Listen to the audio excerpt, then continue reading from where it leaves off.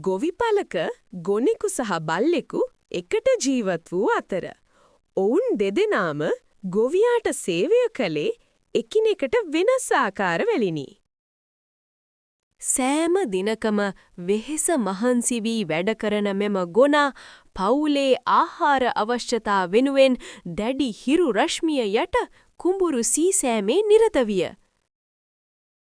රාත්‍රී කාලයේදී නිවස ආරක්ෂා කළ බල්ලා තම කාර්ය වඩාත් වැදගත් යයි සිතමින් දිවා කාලයේ සුවපහසු ලෙස නිදාගත්තේය.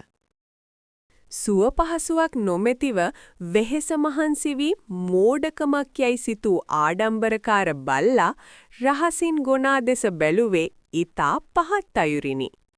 දිනක් ගොනා අසනීප වූ අතර ගොවිතැන් කටයුතු ඇතුළු සියලුම වැඩ රාජකාරී අතරමඟ නැවතිනි.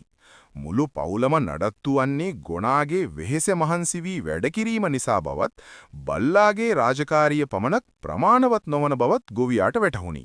සැබෑ වටිනාකම ලැබෙන්නේ අභිමානයෙන් හෝ සුවපහසුවෙන් නොව කැපවීම සහ වෙහෙස මහන්සි වී වැඩ කිරීමෙන් බව බල්ලා අවසානයේ තේරුම් ගත්තේය.